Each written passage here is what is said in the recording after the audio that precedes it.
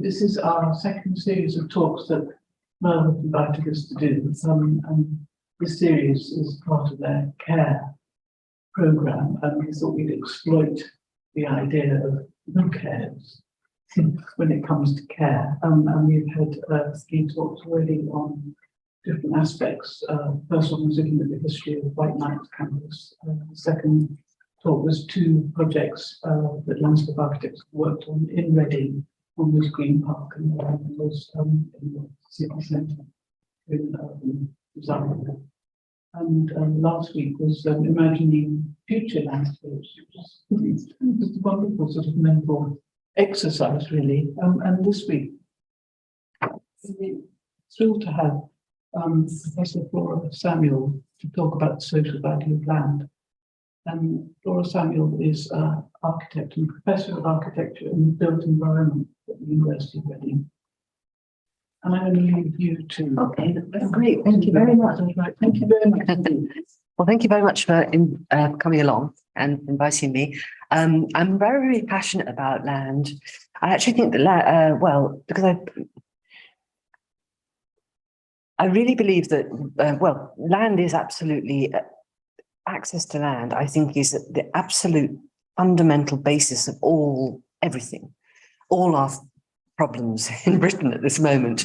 And maybe that's a slight exaggeration, but very many of them come back to access to land. And I've just written a book called Housing for Hope and Wellbeing, which really, it tells the story of that issue. So, but I've never really talked about land on its own as a standalone thing. So it's a bit of a experiment for me, and a chance to talk about my hobby horse. I hope that's all right, really.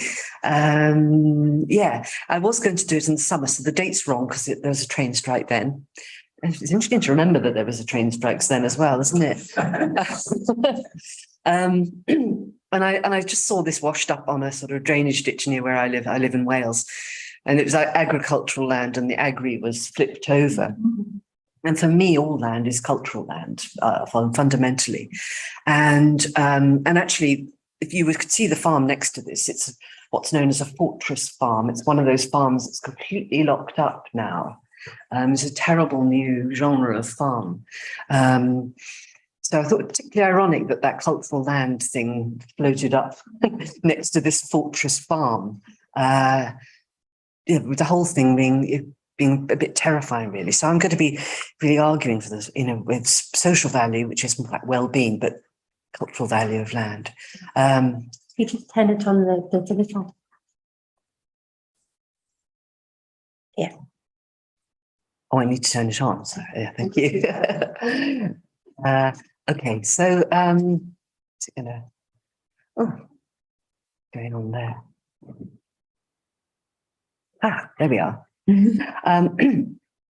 these are I always think it's a good idea when you do a talk to come clean about who you are, what you're preoccupied by. So these are some of the books that I really love at the moment. The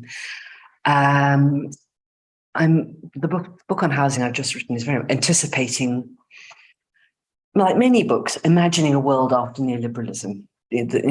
Trying to push this, it wasn't always like this, and for many of you remember. But there's such an amazing sort of raft of books coming out around, Guy Shrubsole's book, Who Owns England, that we have an incomplete land registry.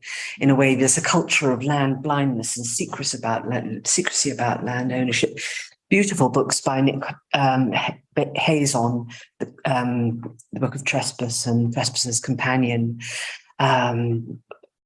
His accounts and drawings of canoeing up rivers around here and sort of thinking about alighting at Windsor Castle and places like that are really very fascinating and sort of terrifying, really. And then books like J. Griffiths which are all about the childscape and how that's really been lost, the pleasure of exploring land. And also, of course, this whole new move towards rewilding, which is, because I live in Wales, is really becoming quite a big thing there. It's interesting because I work across political contexts, because I live in Wales and I work here, and there's such a lot of nice policy that's coming through in the devolved nations.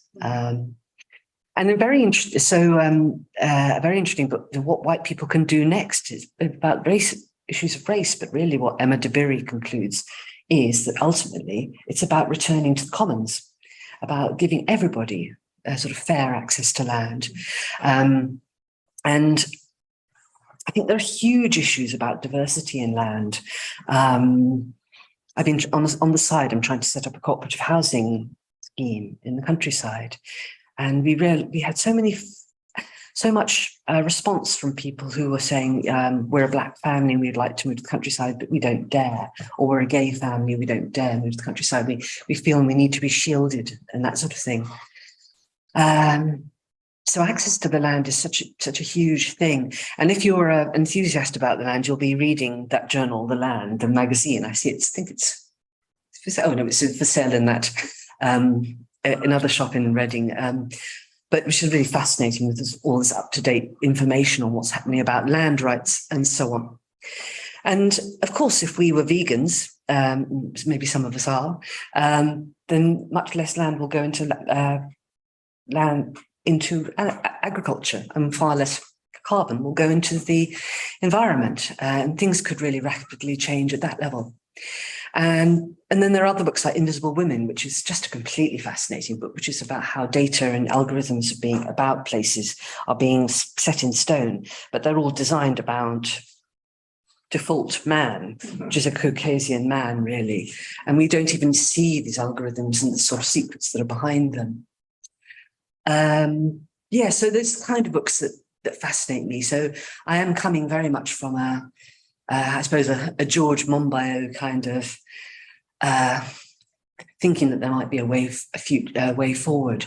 And of course, I mean, George Monbiot was principal author of Jeremy Corbyn's. There was a document as part of his the last election of their policy proposal around bringing in a land tax, which if you bring in a land tax, everything would change.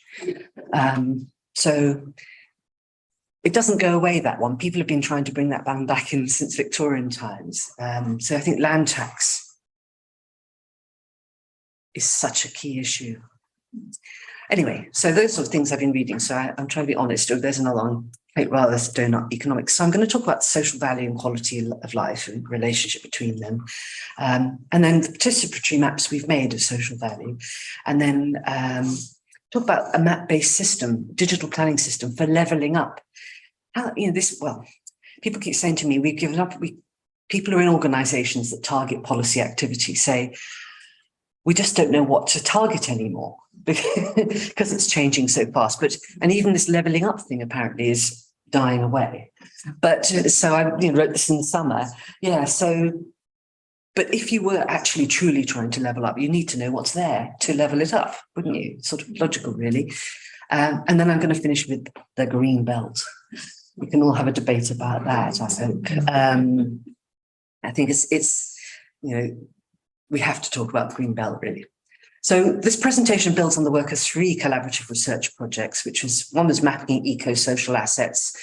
One is a Better Places Toolkit, which was a project with Stantec, which is a massive multinational land infrastructure company, but they have a very big base in Reading, and they just bought up Barton Wilmore, which is another practice so they're getting bigger and more powerful in the Reading Sea. And then this other one that I'm working on currently, which is Community Consultation for Quality of Life, which is a project with partners in all 4 devolved nations. So this is built on funded research.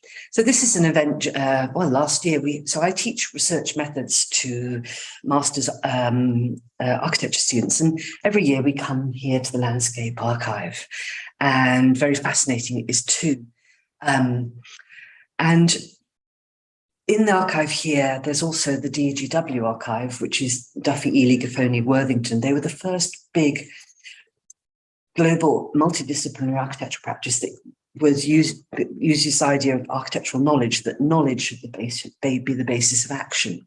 So it's always really fascinating for the students to come here and to see these things.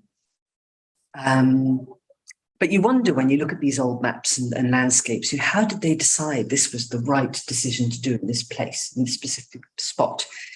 And lots of it's about professional judgment, which comes from years and years of practice, really. But it was never really based on evidence in any form.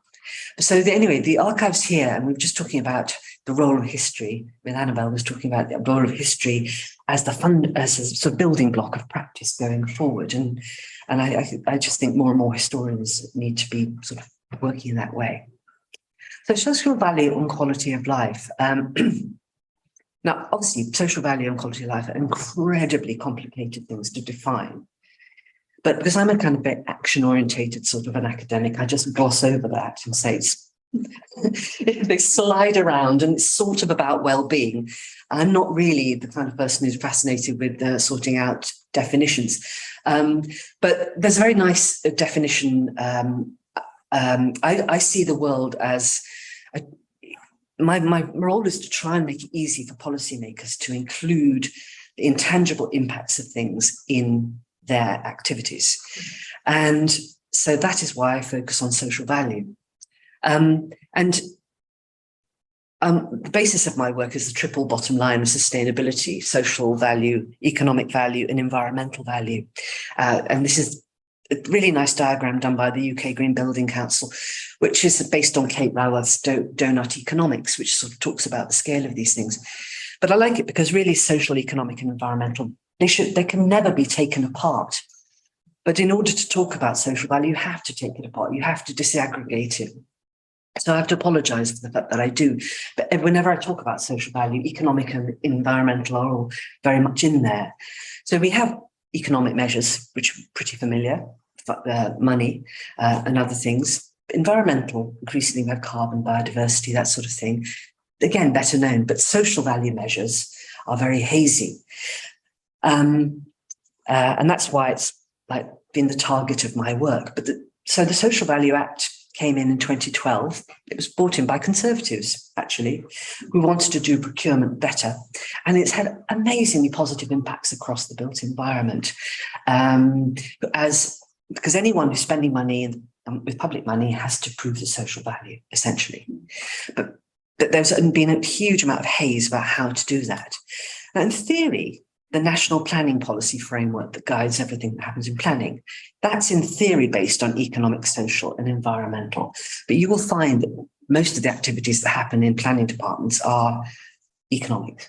That's why often directors of planning are called directors of planning and economics for a start. Sometimes they might have environmental assessments are part, impact assessments are part of things, but that's kind of negligible. But the social side of things are really very, very neglected, even though it's written in the NPPF.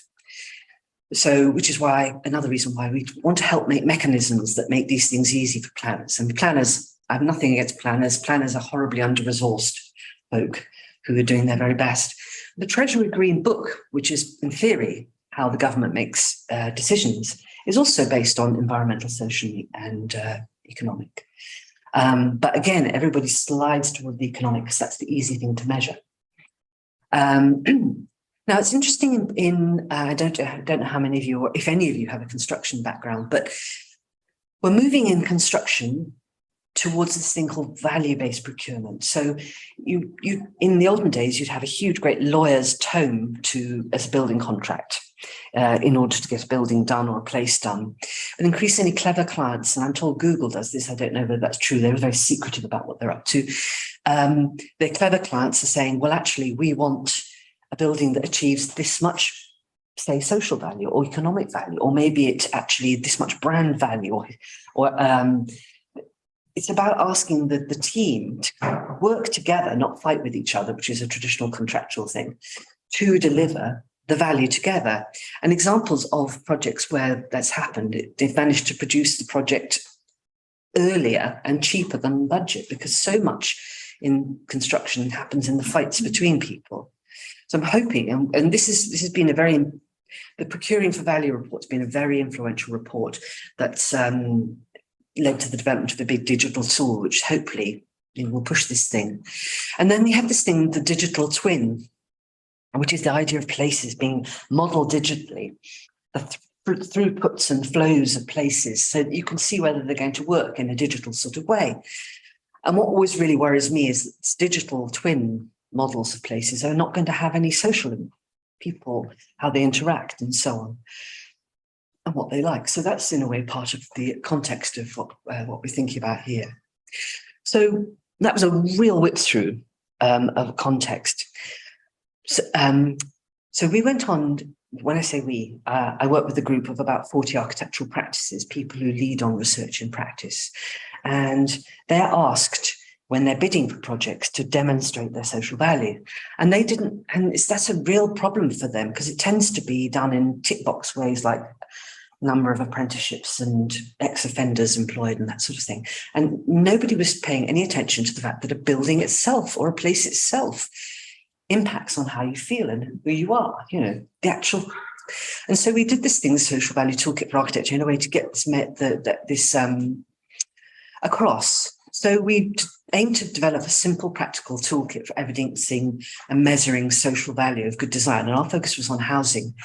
And we wanted to understand better about the intangible impacts of housing design.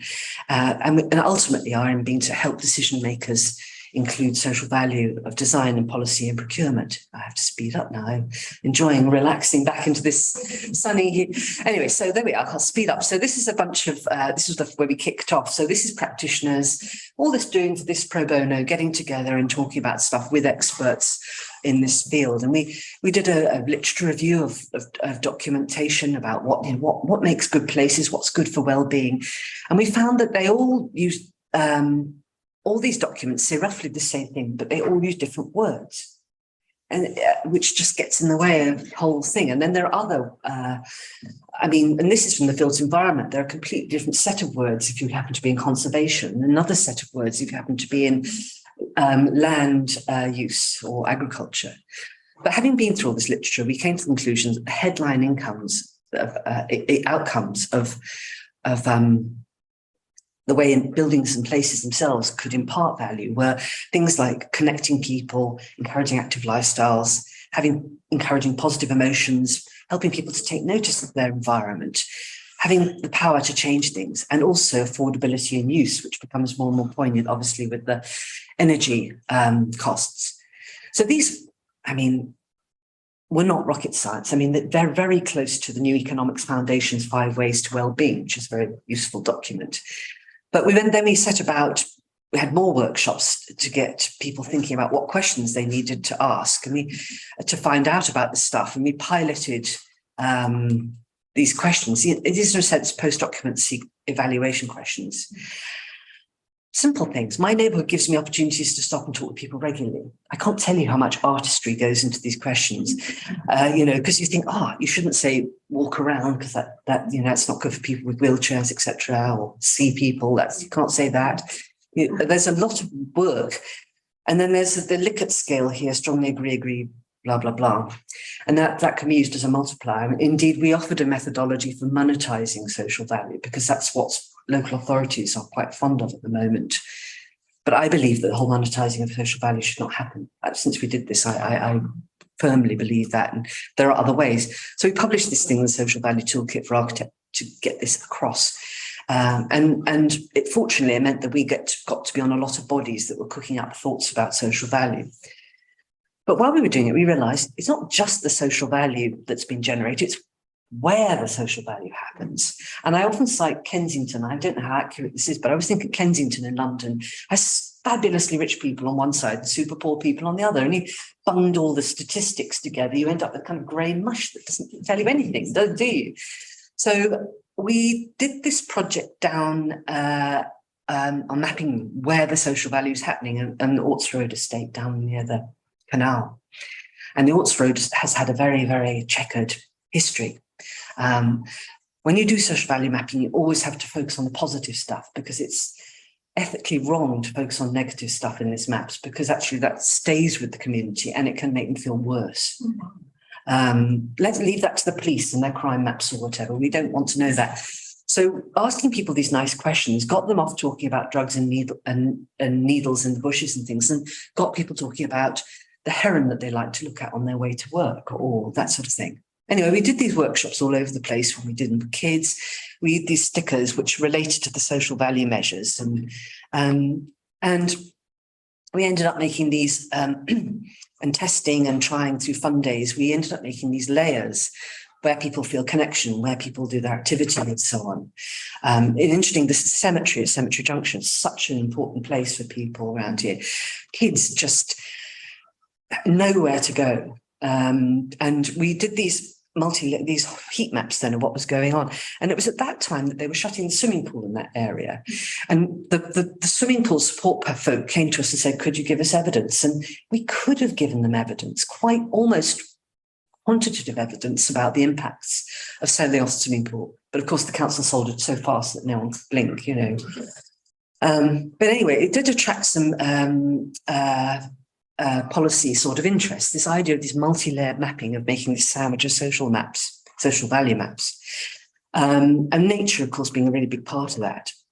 So we had another research project, this is Better Places Toolkit with Stantec, where we were trying to digitize this stuff. And the aim is that you can make sandwich maps which have, well, you have the map at the bottom, which is like mountains, motorways, hills, the fabric. And then you have a map, which is what's known passive data, which is the census, indices of deprivation, that kind of thing. Things that sort of come automatically to some extent.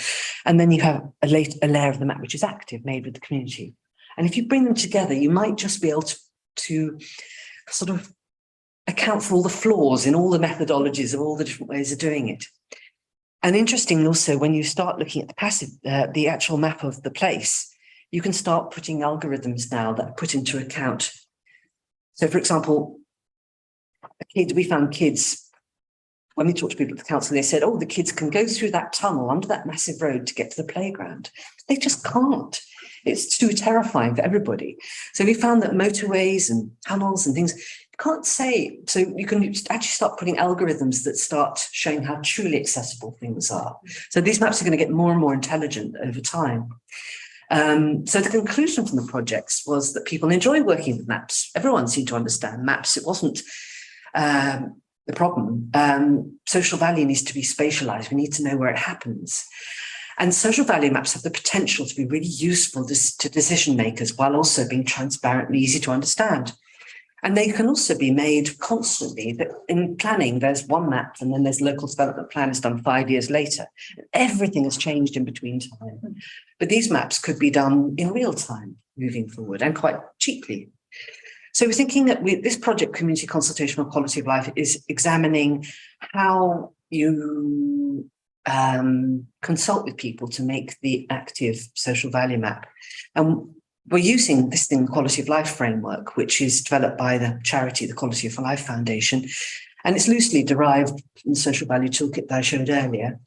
And it's another way of doing multi-layered mappings, really. And the Quality of Life Foundation are working with lots of, they're testing and trying to improve it and improve it. It's not a static thing. And I've got 2 PhD students who are testing it in quite a rigorous way.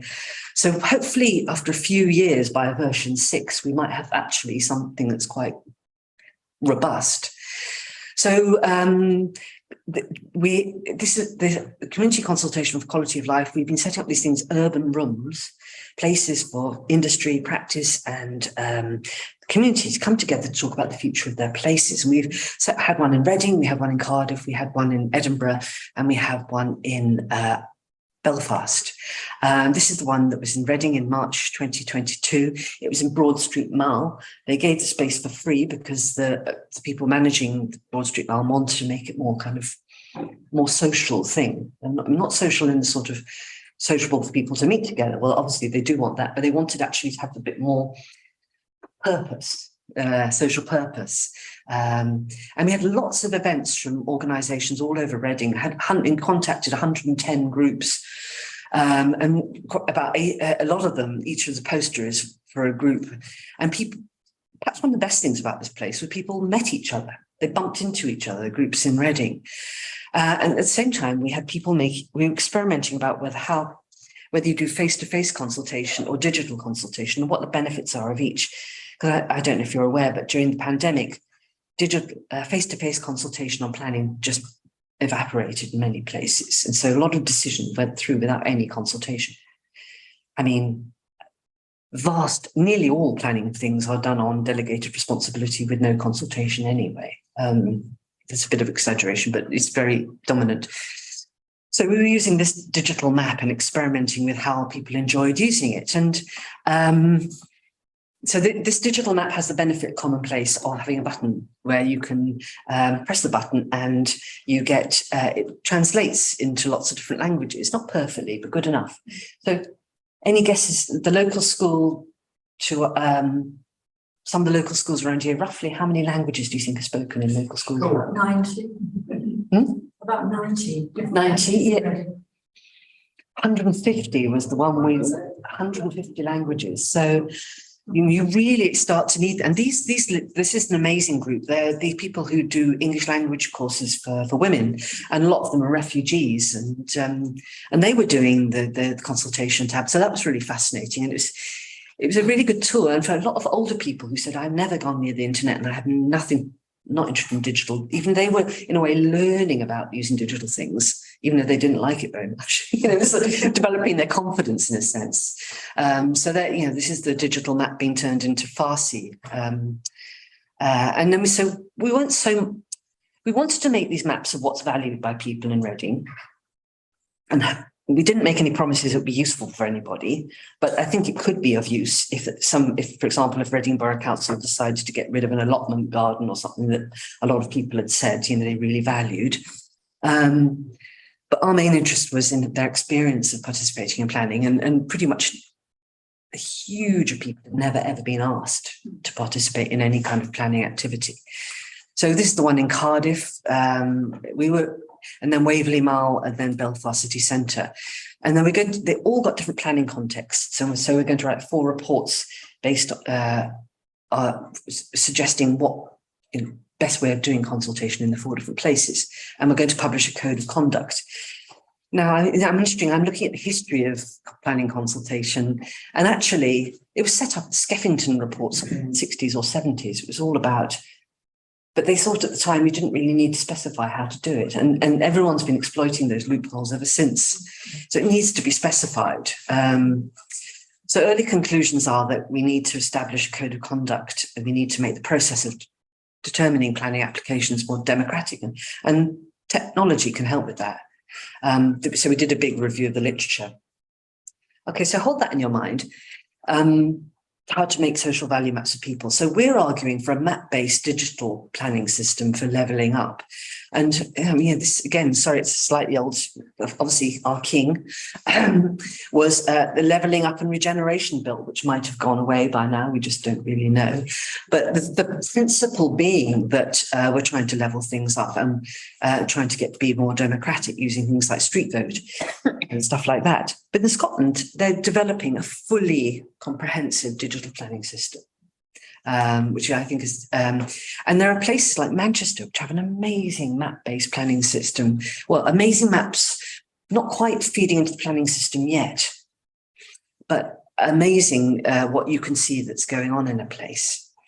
So we argue there was a report that we need a kind of digital mapping portal, because another issue is that practitioners, if you want to get data, they have to pay large amounts of money. We haven't got it.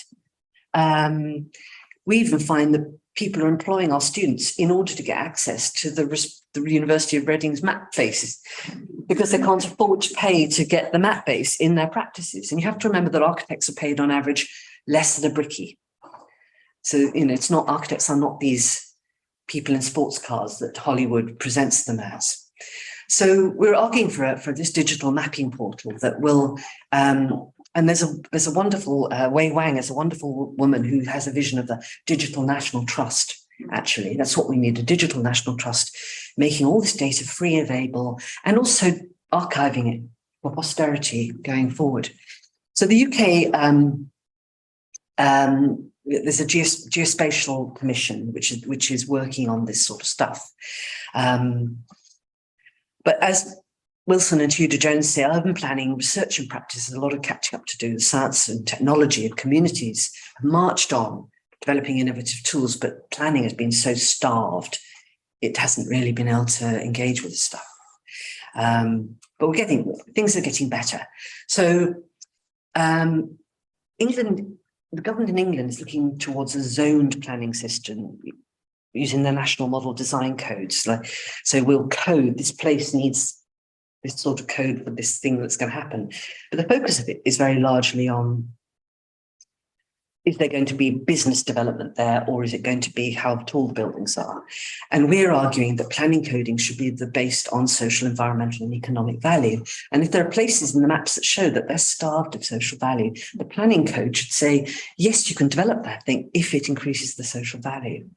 And we believe that the plans need to be made with meaningful and continual input from people, and adjusted in real time. So planners, in a way, become these people who can make these adjustments, and everyone can see why the adjustments are made, because the map is showing crazy overheating or starvation in different sort of places. And of course, if we only had true levelling up, I can't remember what the statistic is, but so much of investment is in the southeast. All the rest of Britain is just starving of investment in R&D spend and so on. We could be spreading out in a very sort of and offering a diversity of different kinds of housing, different kind of jobs, different kinds of ways of life, if we really did level up and things were map-based. So I just want a teeny digression into the green belt. And because that's a thing with its roots in this archive here, is it not? This place in Cardiff called Smart Way, it's so naff. Anyway, I quite like it. So the green belt offers powerful and simple vision for the retention of green space for people and planet around our cities.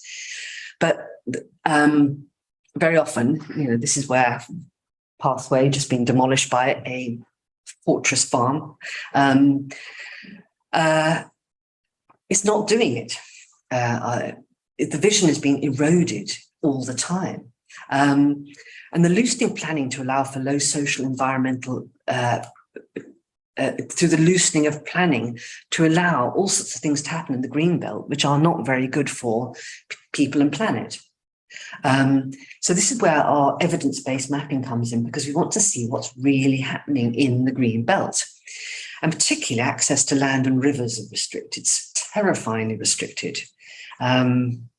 And I'm sure you know that in Scotland, people are allowed to roam anywhere they like reasonably and camp anywhere they like, as long as they're responsible human beings, like countries like Finland and stuff like that. So industrialized farming can make the green belt land very, very hostile to people and wildlife.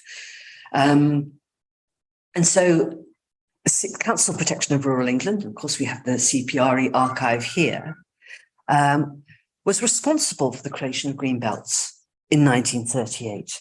And it was done with very great intentions. And we continue to work passionately to support these valuable slices of the countryside next door.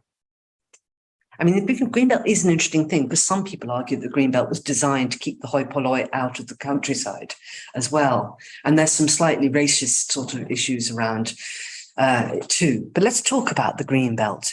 How can we really use it in a good way? And the green belt being eroded constantly, chunks of it being taken away. Cities relentlessly eat up the countryside. So the CPRE's vision of Greenbelt was entirely positive, but it's the reality of it has played out really unfortunately. The Countryside Right of Way Act gives us partial right to roam, but experience of going around the Greenbelt, you're very likely not to be able to actually get into any of the land, or very little of it. So there are organisations that are really fighting to get the land back so people can be in it. And I think if you did these social, environmental, economic maps of land, you very quickly see where blight is happening in this regard. And we found in our urban room in Reading how much people love the land, how much the gardens, the parks, the green spaces around here contributed a vast amount to their way of life. So we really need, as the CPRE is still fighting and revived its fight, to make the Greenbelt more accessible and wildlife friendly, not just a blasted agricultural wasteland, so to speak. So that's where I think the maps are so important. Now, if you've read Isabella Tree's book, Rewilding, she'll say brown is the new green, because actually people are always encouraged to build on brownfield sites, but brownfield sites are often teeming with biodiversity. And I've spoken to house builders who tell me that they regularly raise brownfield sites just in case a newt might come and live there or something like that happens, God forbid, because it will reduce the value of the land completely and they'll be screwed. So, yeah, I think it's just not saying something's brownfield, something's greenfield. It's just way too crude. It's got to be about what is actually happening on that land. Is that land delivering on nature and social contact as well as economic value? So a holistic map-based system offers an evidence-based opportunity to make sure that CPRE's Greenbelt vision can be maintained and extended. And access to the land and environmental standards are actually being maintained. People are doing what they promise. You know, there's been all this hoo-ha recently about all the sewage being pumped out into rivers and things. If that was mapped, we'd very quickly, as in some countries, they're mapping and shaming and fining offenders because it's made so visible. And also a holistic mapping system will make sure the housing is built in the right places where there's good infrastructure and where it enhances the environment and biodiversity. And that housing is not being built where it has negative impacts on the social and environmental and economic impact of places. And I think probably the green corridors of high biodiversity brown land need to be built into cities and towns, built into the vision, extending from the city's centres out into rural areas as corridors for wildlife and so on. And I love that, you know, London has been classified as a national park city, and I think that's incredibly exciting to turn the vision of London opposite from what you think. So it's really, land allocation needs to be done in a far more strategic way than at present, allowing for the reinvigoration and diversification of rural and urban communities. And here's just a lovely vision by an organisation called Velocity, who are thinking about how you could repurpose the countryside, make it all bicycle friendly and walkable. I mean, I just find it ironic that people in the countryside can't actually walk, you know, with a buggy or a wheelchair or anything like that. It's just torture. And actually, because I've got the cooperative housing thing I'm trying to do on the side, why are we not allowed to repurpose redundant farms or barns and things? Why can't they be made into places for work and life and things to happen? So in conclusion, it's now becoming possible to capture all the social value of land through maps and data on what people value about the places. So it's not enough to say, oh, we don't know. And we can use data from dense census and other sources, and we can start data mining social media and things like that. So I believe that social value should be included in strategic decision-making about the use of land. And all land valuation, decision-making and planning should be made on social, environmental and economic value. Holistic mapping, it's in the Treasury Green Book. Why aren't we doing it? And this has to be the way in which you demonstrate the success of levelling up, or indeed any other government agendas. And ultimately, this mapping has to be used creatively and in an evidence-based way to talk about the future of the Green Belt, to protect it and to diversify it for the benefit of all. So there we are. Yes, protect the countryside if you would enjoy it. Origins of this narrative of social value of land can be found here in the Landscape Archive at MERL. And I think that's something to be incredibly proud of. I just want to mention our next project. So the Community Consultation for Quality of Life project, we were given Prop Tech 2 funding by the government, and we're using the methodology in Harlow and Gilston garden city. And hopefully, if we can get one local authority to do it, you never know, we might be able to get some more on board. So thank you for your attention. Sorry, I got rather relaxed in this corner. And if you have any questions, or comments, I'd be really grateful to hear them. Hello. On farming today, the full program, there's a bit of an issue about farmland being not very economical to grow commodities, barley, wheat, whatever, and put solar panels on. You get a lot more money for it.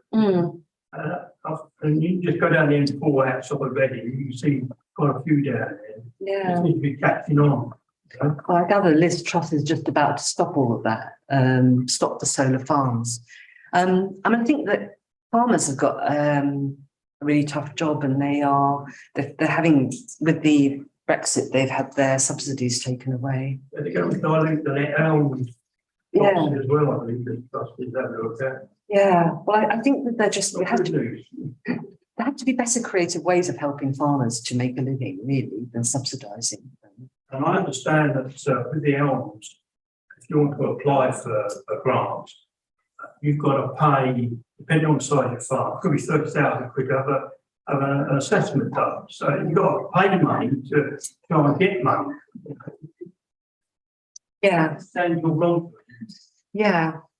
Well, I think farmers are really in a difficult place, and I think they need support, but they do need support to. I thought you were going to ask a question about, farmers up in Wales, where I come from, are up in arms about rewilding, because companies are now buying great big tracts of land to do forestry on them, to put far trees to carbon offset. And I think, in a way, that's also a bit of a very much blunt instrument. You've got to be doing that with the social infrastructure of place. You've got to see it holistically, which is why I feel so frustrated that why aren't people allowed to go and inhabit the farms? You can do all the plant all the trees you like around them, but allow that infrastructure to become a hamlet, to kind of digital 21st century hamlet where people can do jobs and have small businesses and have great lifestyles and be custodians of the land. So it's all very blunt at the moment, solar panels versus that, We've got the wherewithal to make it a lot more sophisticated and to really address the severe problems that we're facing now. There's one behind you. Annabelle, since your chair, I shall bow to you. The idea of this digital mapping and layering and finding out what are the good bits in the community, that sounds really attractive. We live on the edge of a national park. Has its disadvantages because all the things that can't be done in the national park then gets pushed to our areas. But is there any prospect or way that ordinary communities can begin to do that not digital mapping necessarily for themselves, but to be able to identify the areas they think are really important, so that if the council comes along and says, we're going to take away the cricket ground, which really what stopped it, you have the evidence there already, but also to involve people in their own communities. I mean, this looks wonderful, but it does seem very resource heavy, and you need a lot of people who know what they're doing. Whereas if the individual communities could start to say, this is what we value in our town. It really, all you need is a bit of paper and a map. And, ultimately you can do it by hand with stickers. It just takes people to do it and get involved.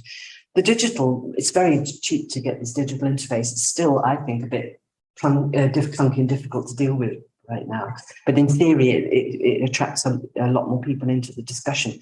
And that's in a way what we're investigating. Does it really attract more people into the discussion? Because a lot of consultation happens based on pathetically small numbers of people responding. We get consulted all the time by district council, the county council. Well, it's a full-time job, isn't it? Yes. It is, yes. All it really does is they ask you things that they want to validate. Well, they ask you questions in such stupid ways. You know, I can only talk about where and they, you know, it takes. I'm trying to keep an eye on the local development plan in Cardiff, and that literally would be a full-time job. And I've had tweets from people like those people who live in Cambridge and Oxford, because there's the Oxford-Cambridge Art, where it's a lot of money and so much happening. Desperate community members saying how we just can't cope to keep on top of this. We need help. We need help. So making a map or making a digital map is not huge. Anyone could do it, really. It's just having the wherewithal to present it to the authorities in a way that they pay attention to. We're trying to sell it to councillors and people like that. It would be useful for them. But in a way, you don't need to do all these millions of different random questioning surveys. Just the maps will be enough, really. They give you all the information you need to know for everything. If it was done in a sort of systematic way. It's just that 1 minute communities ask one thing, another minute they're asked something else, and it overlaps a bit with what happened yesterday. And then they were never told whether it made any difference. Everyone's just fed up. And you, as you say, you never know what the impact is of consultation. No. And you can't find out what the next stage is going to be. Yeah. And I've had the humiliating experience of standing up in a planning meeting for my community, and you get 3 minutes, which is full of sort of jaded professionals yawning while you say your piece, and you say your piece in the emotive language of a human being. And it has no credence because you're not talking the technical language of planning. Have you had that experience? And it's the most demoralizing and upsetting and humiliating experience, one of the most I've ever had. You bring another top QC. Well, yeah. And, you know, I'm supposed to be a professor in this zone and I can't do it. And in order to even get the 3 minutes to talk, I had to get 50 names on a petition. 50. So, I think you're absolutely right about the last point. I think it's kind of one of the most kind of harmful things you can do to a person, pretend to consult with them, and actually obviously it's very undermining indeed. That happens in university all the time as well as in many other places. But I love your presentation. I've not come across this kind of social mapping approach before, and it seems so humane and really exciting in terms of the kind of democratizing potential. You spoke several times about the need for historical perspective, and that aspect especially interested me as a historian.